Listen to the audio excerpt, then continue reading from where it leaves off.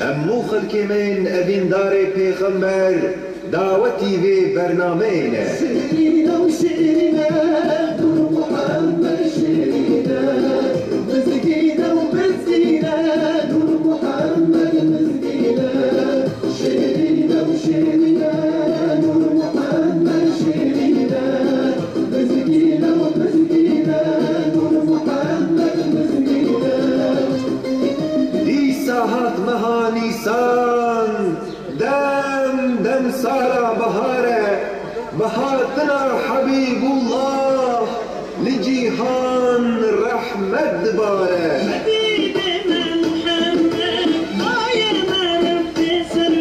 ای خلق مین اوین دار پیغمبر ای خلق باتمانه haydi ورن امد برنامه فهم کرنا پیغمبر و جیاندنا سنتا ویده ورن جمهر ای خلق باتمانه وید 15 نیسان روژا یک شمه بشتینی ورو ساعت یکونی ویده ویل آلانا میتینگی آلبر اوتوگارانو برنامه فهم کرنا پیغمبر و شوپاندنا سنتا وی ورل دار خستن امو خلق من اوین دار پیغمبر دعوتی و برنامه نه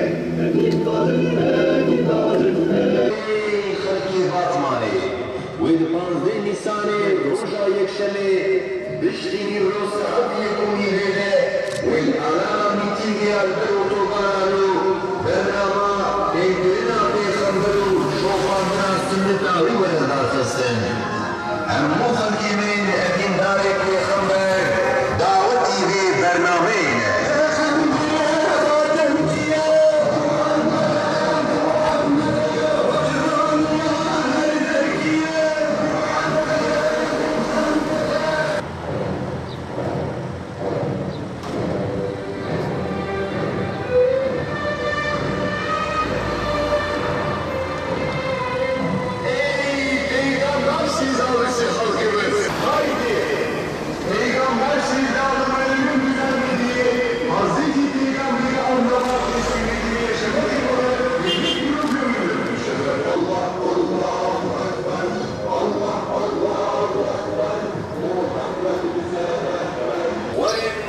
برنامه فهم کرنا پیغمبر و جیاندنا سنتا ویده ورین جمهر امو خلق من اوین دار پیغمبر دعوتی و برنامه نه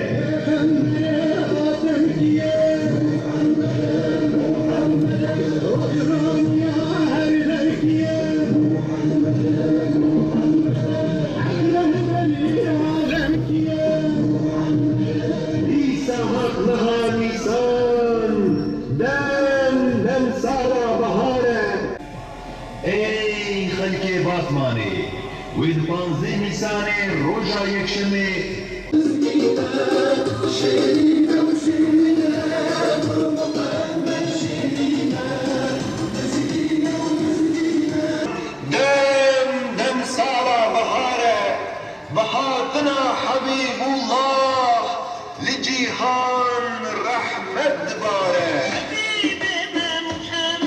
Peygamber Sevdaları platformu olarak platforma bağlı olan Hilade'de bu anons arabalarını her sene olduğu gibi hazırlıyoruz, süslüyoruz ve milleti bu mevlüde davet etmek için cadde cadde, sokak sokak, mahalle mahalle her tarafa, her yere gidiyoruz.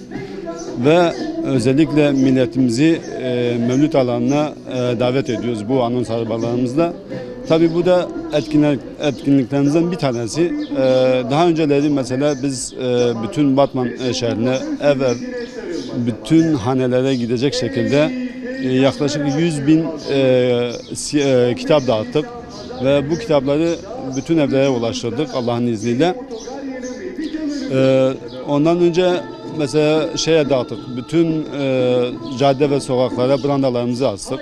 Yani bununla bizim yapmak istediğimiz milleti bir bayram havasına büründürmek ve bu mevlüde hazırlamaktır. Allah'ın izniyle inşallah bunu yapmış olduğumuzu kabul ediyoruz. Bunun göstergesi de inşallah pazar günü milletimizi eğer o alanda görürsek bu emeğimizin karşılığını almış oluruz zaten Allah'ın izniyle. Milleti özellikle Resulullah Aleyhisselam'ın mevlüdüne davet ediyoruz. Çünkü bugün yaşadığımız durumda hakikaten ona ne kadar ihtiyaç duyduğumuzu bir daha göstermiş oluyoruz. Çünkü Resulullah Aleyhisselam'ı eğer biz hayatımıza merkez noktaya koyarsak Allah'ın izniyle muhtaç olduğumuz bu vahdet, birlik ve beraberliktir. Ona ulaşmış olacağız ve Allah'ın izniyle milletimizi tekrar 15 Nisan'da gerçekleşecek olan Mevlüt'e davet ediyoruz. Araçlarımız 3 gün boyunca dolaşacaklardır. Bugün itibariyle cumartesi ve pazar günü Mevlüt saatine kadar bütün milleti Mevlüt'e davet edeceklerdir. Allah'ın izniyle en güzel şekilde milletimizi orada karşılamış olacağız.